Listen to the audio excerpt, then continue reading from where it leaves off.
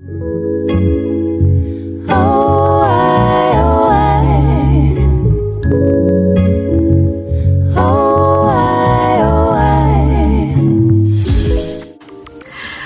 afternoon, morning, and evening, wherever you are.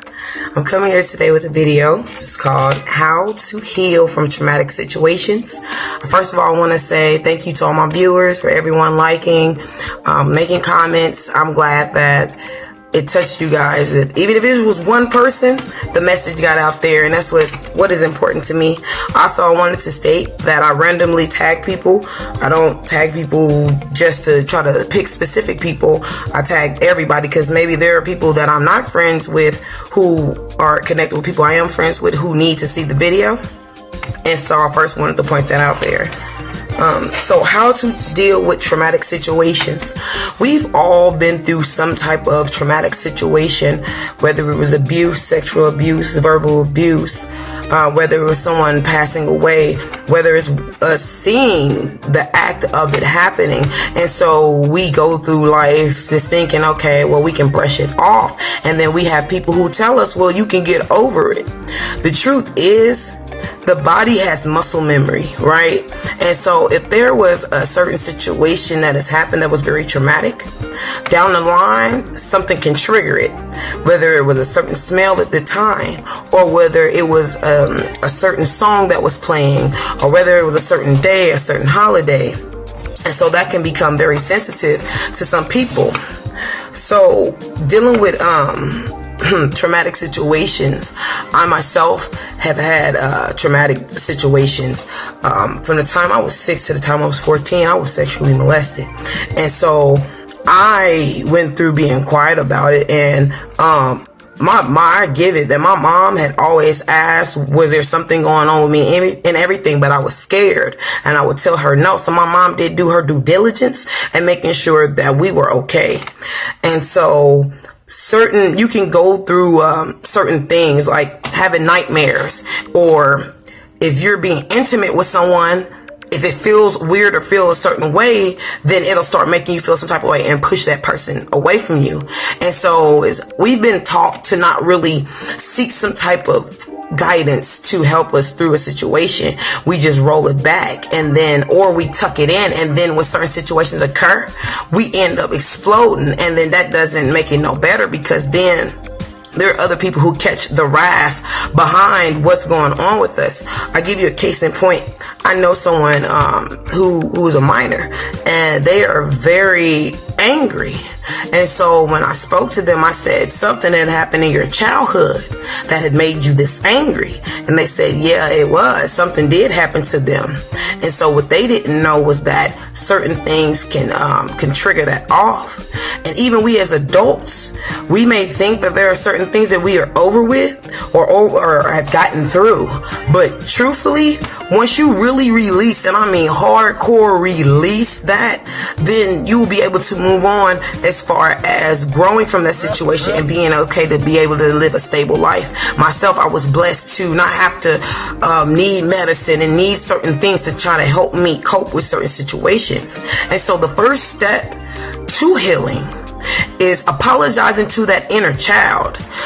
Take that time and even look in the mirror if you have to, and tell your inner child, I am sorry for what you went through. I'm sorry. It's going to be okay. We're going to get through this. And I did that. You have to purge. You have to release. And as I did that, a lot of things that I suppressed, that I didn't realize that I had happened to me, that were traumatic, just started coming out. And I just started crying and bawling, and kept apologizing to myself. Like, I'm so sorry. I'm sorry that you went through this. I'm sorry that this had happened, but we gonna get through this. And with the Most High, you're gonna get through everything. Like I told you before, you can do all things through Christ that strengthen you. And so apologize to your inner self. And if you were the person who had caused traumatic stress or a traumatic situation to cause harm to another being, you have to also ask to forgive yourself, because you haven't forgiven yourself. It's like some people still try to, of course, ask for forgiveness from the Most High, and the Most High is always forgiving you. But you have to forgive yourself in order to move on.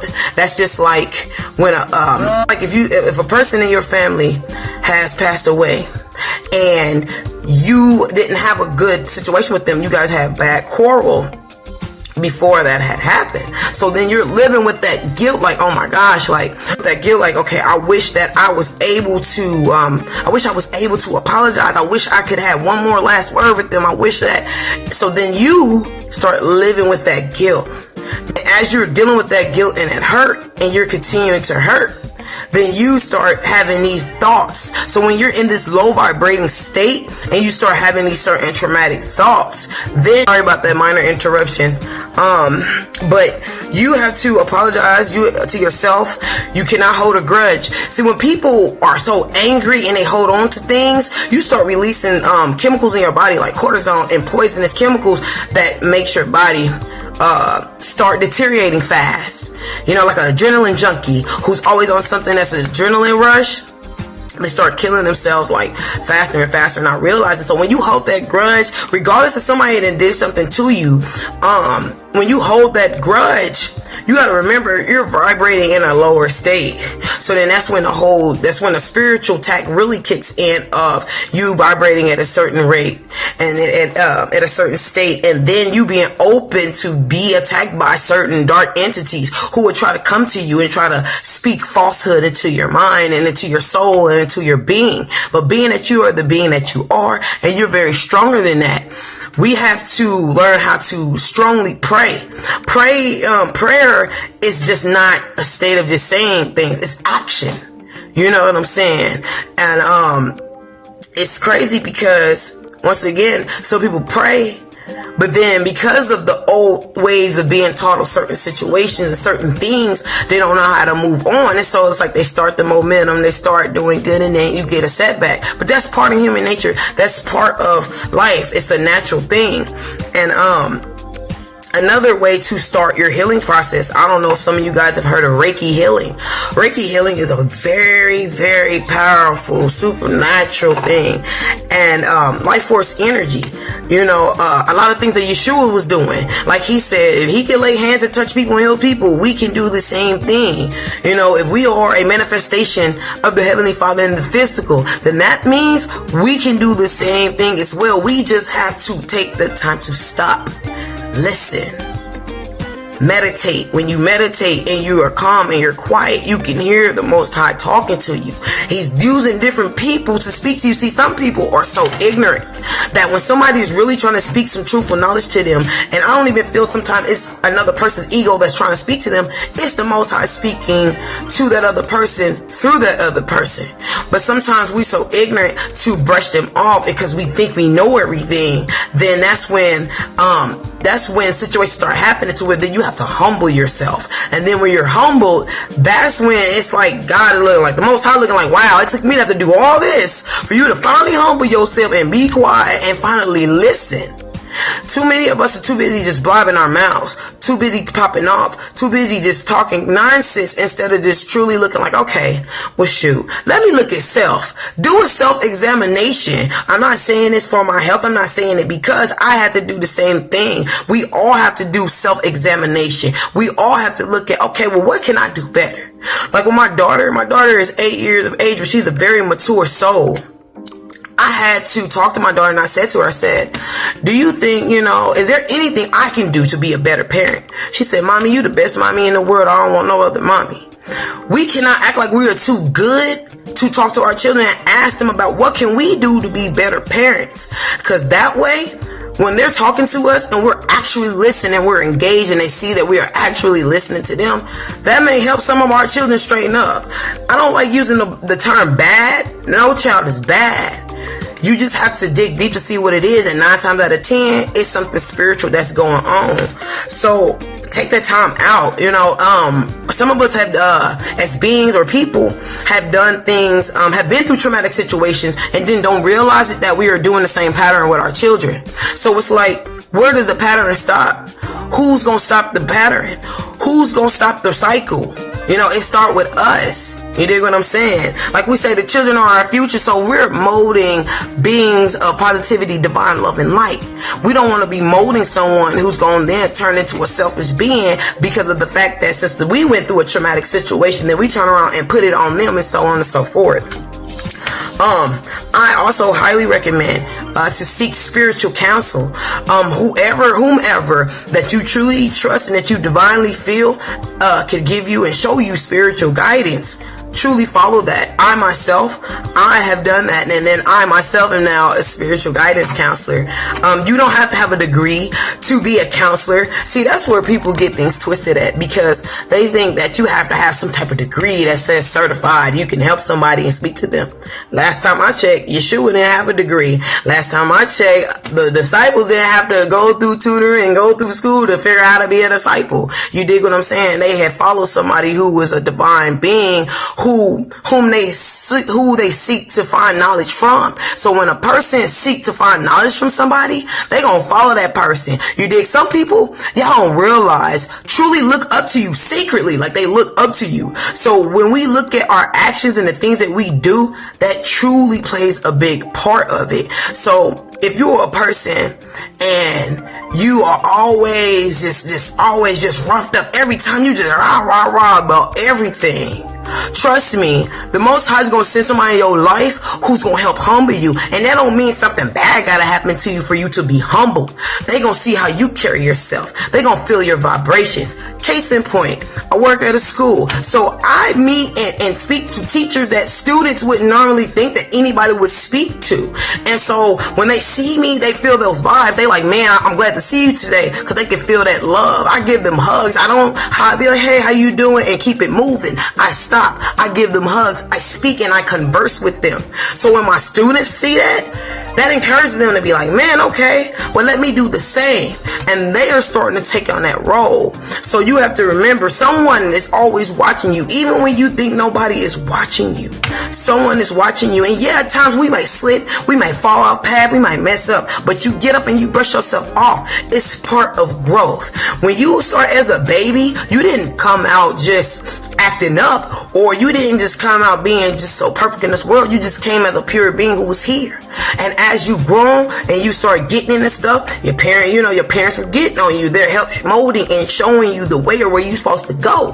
But then if you have a child, okay, they come in this world and they're growing, but you're not doing that. No self-discipline. No, not showing them how to have self-discipline. If they see you all over the place, then what you expect that your child is going to be doing? You can't, and then you turn around and get mad at them and say they're acting out, but they see you acting a fool, fighting in public and clowning. They see you on Facebook acting a fool, making retarded statuses. They see you live on Facebook being disrespectful and ignorant.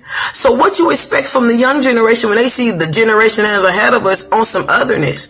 Come on now, let's play catch up like mustard. So let's not get mad at them. Let's look at self once again and say, dang, what can I do to be a better me? So start meditating. Like I was saying the other day, get into nature, hug some trees. You're not no weirdo because you hugging a tree. If somebody think that you're a weirdo because you hugging a tree, that means that they're ignorant of understanding. I'm gonna say that again. If a person think you're a weirdo for hugging a tree, that just means that they are ignorant of understanding. See, they don't understand to understand to overstand. So therefore, let people speak and say what they're gonna say. The opposite of love is fear. So if a person is trying to act like, oh, they hate something, they don't like something, they're really just scared. So being that they're scared, that means a traumatic situation has happened to them. Once again, let's get back to the root. If you find something that helps you cope with certain things, and it's a positive method, I say stick with that. But then I say, well, look at how you can become more higher in consciousness, or higher in vibrating higher than where you're at. Don't always settle. Look for something more that you can strive for. Like I tell my daughter, she see me reading all the time. I'm reading, I'm researching, I'm studying, I'm doing something. So like I tell her, you never stop growing. I'm in the physical, I'm 28. But in the spiritual, I didn't live many lifetimes. I done had many cultures. Yeah, some of y'all looking like, what? You must be crazy. No, I know who I am. I know I'm the master builder of who I am. The key is, do you know who you are? That's all I'm saying. But some of the resources that I have used were, it's a book by Catherine Ponder. It's called The Dynamic Laws of Prayer. Pretty great book. I hope you can see that. It speaks about different ways to pray. Some people think that you have to really just get on your knees and sit there and be like, Father, thou, and all that. No, you can sit there and you, like how I'm talking to you guys, That's how you talk to the Most High. And my daughter laughs because she sees how I am, and I'm sitting up there, or she hears me in my room, and I'm talking with the Most High. I'm talking with the angels. Even when I've had a rough day, I'm like, man, that was crazy, y'all. But I'm going to pull myself together, and y'all got me, you know? And so I teach her that. So when she does it, she's like, Mom, I asked them to help me. I asked them to help me be a better me.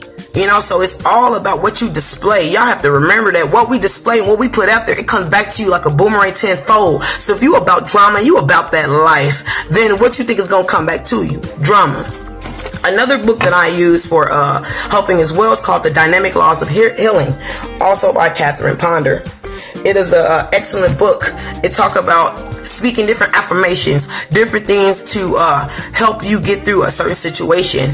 Like they say, the process to anything is admittance. So when you admitting, like, okay, I know I am wrong for this, or for this situation that's happened, or you admit, I am hurt. I am hurt. Some of y'all are hurt to the core. Some of y'all then have situations going on right now where you ready to kill somebody. But at the end of the day, you got to remember, you stronger than that. The purpose that you have on this earth is bigger than whatever you are going through. Whatever you are going through is just a stepping stone and a milestone for you to get to where you need to be. That's all that is. Don't look at what you're going through as something that you're going through in vain. Never look at it like that, because then you're going to continue to view everything like that. And you're bigger than that. You're smarter than that. You guys are very intelligent. You guys, I believe in y'all. Even the people who are ignorant I don't know what, I believe in y'all too, because I know there's some good in everybody. You dig what I'm saying?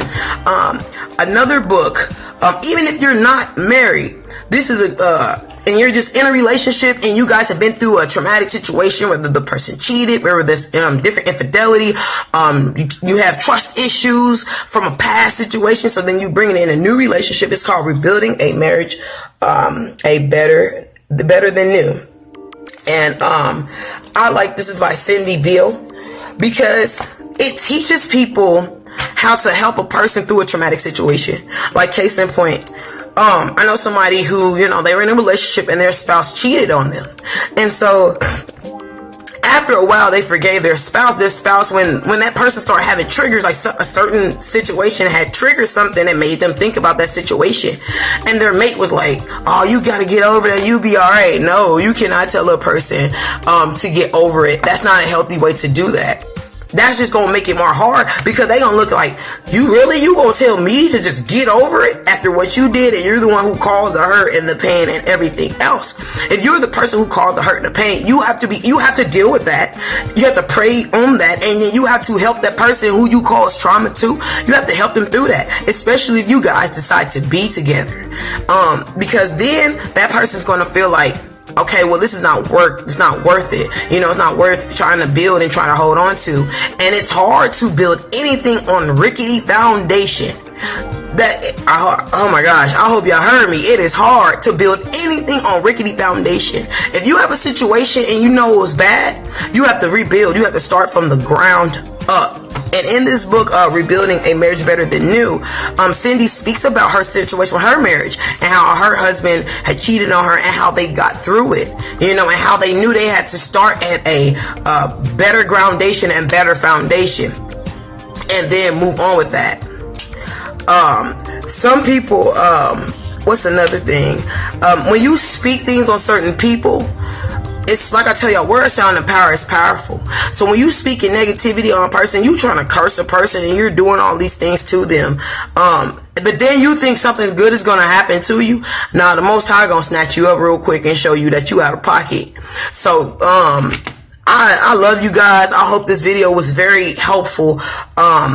Another thing is too, stop watching all that TV, man. Y'all watching Maury and Jerry Springer. Y'all being entertained by these demonic entities who are calling a spell on you because you watching television, telling lies to your vision, if I had to really break it down for you, if you did not enter under an overstand. Because then you watching Maury, right? So then you sitting up there, somebody and they baby daddy, you know, saying it's the same old stuff, like, oh my gosh, it's so old, it's ridiculous. And so then you watching that could trigger something off. Or you sitting there like, yeah, I wish my man would. You wish it. Look, you wished it. And your wish was granted. So therefore, your words are powerful. Don't watch that garbage. If you gonna watch something that's enlightenment. Watch something that is fulfilling. Watch something that is really groundbreaking, that'll really feed your soul, that'll feed your being. Don't feed yourself with this trash. Do not feed yourself with this stuff that degrade people. And then we sitting there watching our people, and then we laughing. What that look like? It's crazy. So let's work together, man. Let's build together. Love one another, man. Like I said, love is my religion. I'm not caught up on all that otherness. Love is my religion. I love everybody. I look at everybody as equal. I don't look at colors. And it's funny to me, I see subconscious people, or they call themselves conscious. They so quick to talk about the white man, the white this, and the white this ain't the tribe of Judah, or this and that. Why does it matter? I look at them as my light-skinned brothers and sisters. So why does it matter by color? It's about the being of who you are. It's about your intent. So if you sitting up there talking about the white man, this, the white man, that, or this, that, and the third, or Arabians, this, Arabian, that, then what type of presentation are you putting in front of people as being a person or being a child of the Most High? It's called false advertisement, baby. Please stop it. I don't appreciate it. I don't think nobody else does, but I still love y'all. So until next time, you guys, if I don't see you today and if I don't see you tomorrow, peace, love, and blessings, divine love and light. You guys can inbox me if you have any questions. You can make any comments down below. This is a judge-free zone. I don't judge nobody. I love everybody. I ask if your comments, though, if you have a negative comment, please don't even comment. Keep your comment to yourself. Like my mama say, if you don't have nothing nice to say it to anybody, then don't say nothing at all. Peace, love, and blessings. Namaste. Peace.